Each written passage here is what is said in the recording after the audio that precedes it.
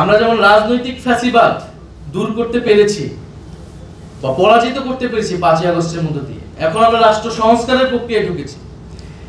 কিন্তু ব্যক্তি এবং সমাজের পরিবর্তন ছাড়া আপনি রাষ্ট্রের ফ্যাসিবাদ দূর করতে পারবেন না, বা দূর করলেও সেটা টিকিয়ে রাখতে পারবেন না। ব্যক্তির চিন্তার যেমন পরিবর্তন প্রয়োজন, আমাদের রাজনৈতিক ফ্যাসিবাদের পাশাপাশি যেমন সাংস্কৃতিক ফ্যাসিবাদ আমাদের চেপে বসেছিল, একইভাবে সামাজিক ফ্যাসিবাদ এবং ব্যক্তির চিন্তার ভিতরে যে ফ্যাসিবাদ রয়ে গিয়েছে সেটার জন্য গুরুত্বপূর্ণ হচ্ছে বিশ্ববিদ্যালয়, গুরুত্বপূর্ণ হচ্ছে শিক্ষা ব্যবস্থা, আমাদের সাংস্কৃতিক চর্চা।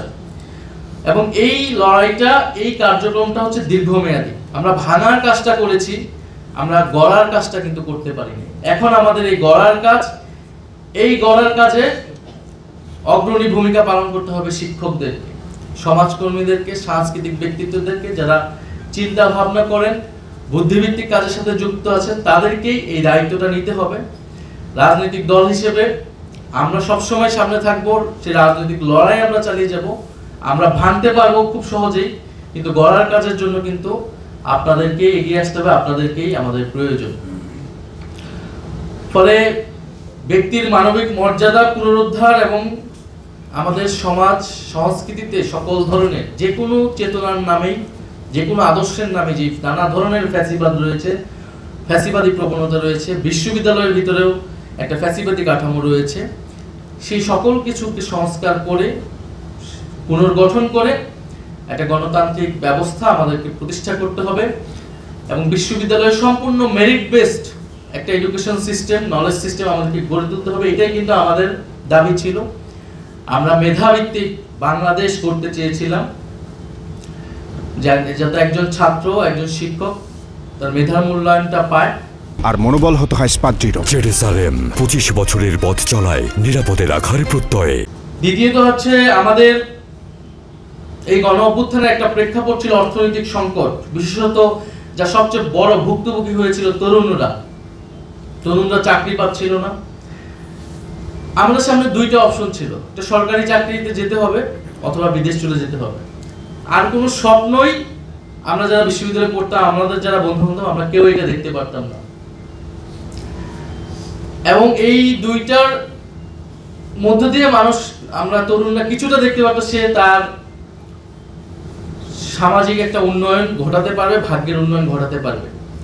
কিন্তু এই সরকারি চাকরিতেও পরে যখন কোটার বড় একটা অবস্টাকেল হয়ে দাঁড়ালো, বাধা হয়ে দাঁড়ালো। ফলে এই যে অর্থনৈতিক সংকট এবং কর্মসংস্থান, এখন অনেক রাজনৈতিক দল, নির্বাচন আসতেছে, অনেক ধরনের ইস্তেহার, এত কোটি চাকরি হয়ে যাবে, এত কোটি চাকরি দিবে, তরুণরা কেউ আর বেকার থাকবে না।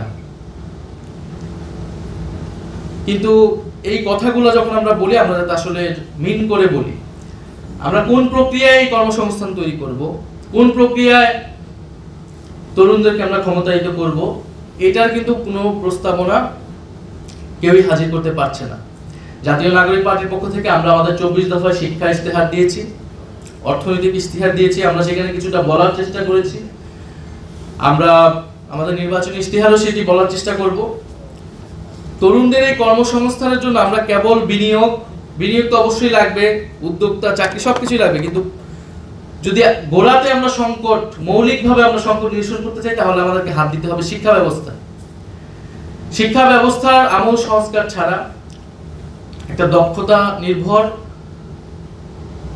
একটা কর্মমুখী শিক্ষা ব্যবস্থা আমরা যদি গড়ে তুলতে না পারি, বাস্তবতার সাথে না মিলিয়ে, তাহলে আমরা এই চাকরির সংকট অথবা উদ্যোক্তা তৈরির যে প্রকল্প, এটা আমরা আসলে নিতে পারবো না। এটা তৈরি হতে হবে বিশ্ববিদ্যালয় থেকে, এবং যেটা সামাজিক ফ্যাসিবাদ, সাংস্কৃতিক ফ্যাসিবাদ দূর করার জন্য যে নৈতিক এবং মূল্যবোধের জাগরণ, সেইটা শুরু করতে হবে প্রাথমিক থেকে।